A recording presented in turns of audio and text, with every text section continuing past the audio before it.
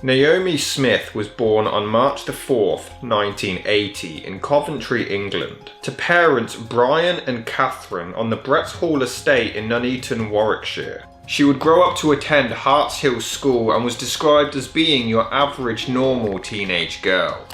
A quiet and shy child who lacked a lot of confidence but had a strong love for music and gymnastics.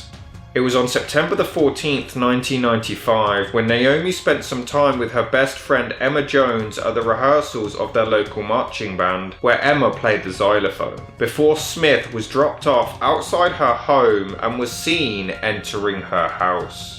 At 9:45 p.m, Naomi left her home to post a letter to a catalogue company for her mother. She was heading to a post box a mere 200 yards away from her home on the main road through the Annesley Common area. But sadly, Naomi Smith would never return.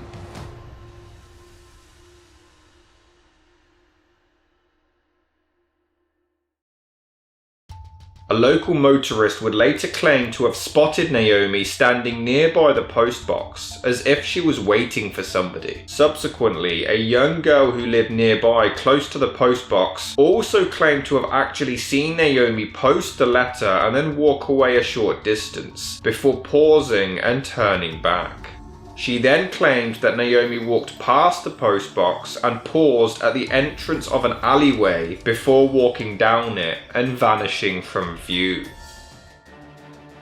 By 11:15, she still hadn't returned home from the short walk out, leading to her father Brian, who was a local taxi driver, heading out in his car to try to find his daughter, with Emma soon joining the hunt not long after. Sadly, it was just before midnight when the search spread to a local recreation ground near the postbox in question, and the dead body of 15-year-old Naomi Smith was discovered underneath the slide of the playground. She had been sexually assaulted, her throat cut, and her body mutilated.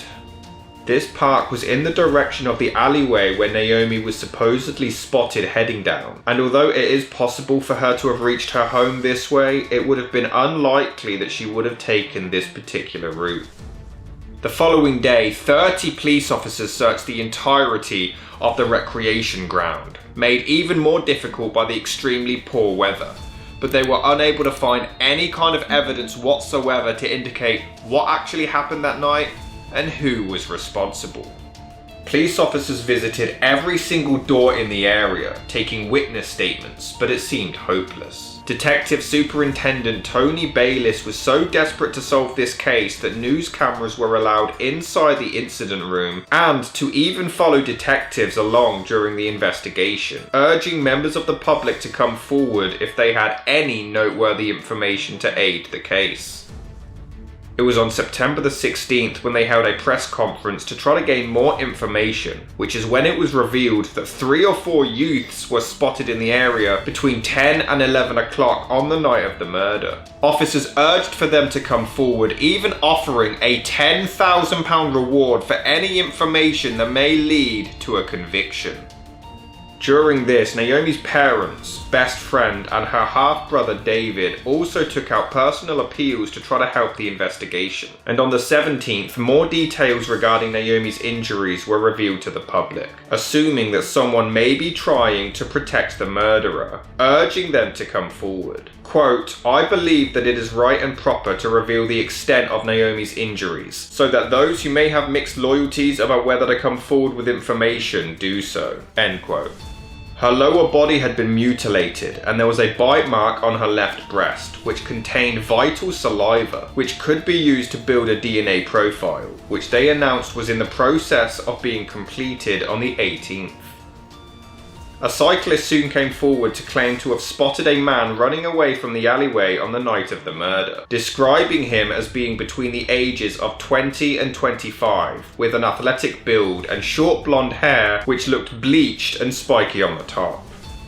It was on September the 21st when 5 local men were arrested during the door-to-door searches on suspicion of being involved in the killing. 2 of these men were later released on bail with 36-hour extensions, while the other 3 continued to be questioned, though they were also later released due to insufficient evidence. By October, Superintendent Tony Bayliss confirmed that the DNA profile found in the saliva on the bite mark was now being investigated. Forensic psychologist Paul Britton claimed that an offender of 800 local men between the ages of 15 and 28 were being DNA screened. Although this wasn't the first time DNA evidence was used to solve a murder, it was the first time the Forensic Science Service was used to carry out a mass DNA screening. 135 DNA samples were being carried out by forensic scientist Hazel Johnson and her team in Wetherby. On November the 16th, 4 more arrests were made, one of which included 19-year-old unemployed Edwin Hopkins, who lived with his mother nearby to where the body was found. And 2 days later, he was officially charged with murder. On the 20th, Hopkins appeared in court and applied for bail, but this was denied. He remained in custody while 8 other suspects were all eliminated from suspicion as they were convinced that they now had the right man.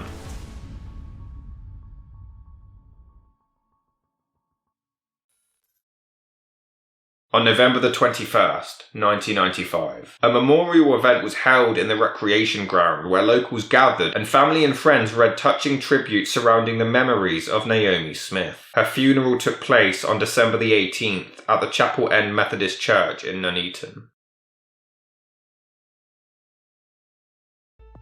It was on January the 22nd, 1997, when the trial finally began in Birmingham Crown Court, but Hopkins maintained that he had nothing to do with Naomi's death. He claimed to have been at his sister's house in Annesley Common at the time, playing Trivial Pursuit. He did admit to heading to the shop on his bike at 9:30 p.m. to buy some beer and crisps, but denied seeing anyone near the postbox, and didn't notice anything suspicious. Initially, his sister Julie did corroborate this alibi, but she later admitted that he did take longer to come back home than he would have usually needed. Despite living not too far from the shop, he returned 45 minutes later, having completely changed his clothes. Edwin claimed that he had attempted to buy milk and that he was also stopped for having no lights on his bike. Furthermore, Edwin did change his story, originally claiming that he heard about the murder from a woman, but then later claiming that it was a man walking his dog. Once interrogated, Julie did admit that her brother had an obsession with knives and that he even collected them, including large hunting knives. Furthermore, the DNA found on Naomi's body matched Edwin's in the chances of 36 million to 1. Forensic odontologist Andrew Walker compared the bite marks found on the body to Hopkins' teeth and believed that they matched perfectly, as he had lost one of his front teeth in a bicycle accident, making it a unique indentation. On January the 30th, the jury deliberated for 3 hours and 45 minutes before Edwin Hopkins was found guilty of murder and sentenced to life imprisonment. Quote, "You have been convicted of murdering a young, innocent schoolgirl. It was a savage murder, a sadistic murder, and you are a very dangerous young man." End quote. On February the 6th, Justin Lord Bingham recommended that his minimum term be set to 17 to 18 years. But on May the 20th, 1999, it was finally set to 18, despite Hopkins continuing to maintain his innocence.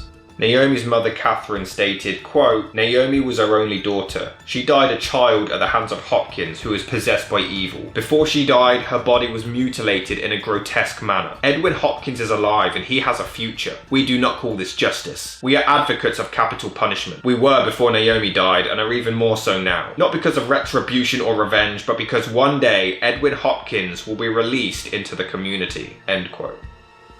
By February 2004, everything seemed to change, as it was considered a possibility that Edwin Hopkins may actually be telling the truth.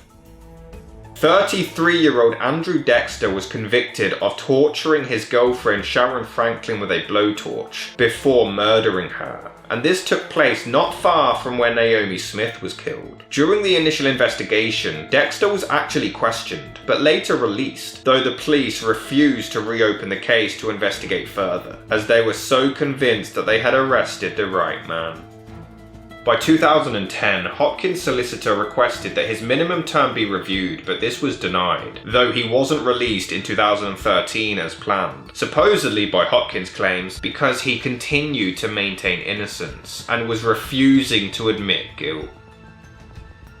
Behind bars, Edwin was described as an enhanced level prisoner who behaved generally excellent, taking several risk reduction courses including anger management, victim empathy and awareness classes.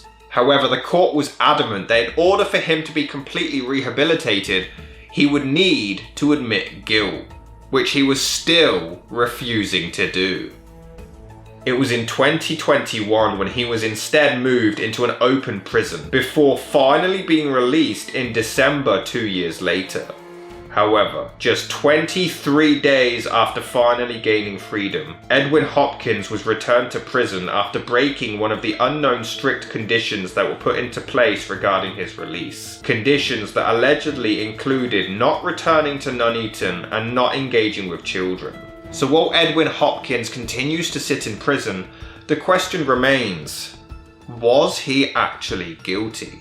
Is it possible that his story was actually true? Could Andrew Dexter have possibly claimed another victim? Or is Edwin Hopkins legitimately responsible for murdering Naomi Smith and is refusing to take accountability? There's so many questions surrounding this case, and we can only wonder and continue seeking answers.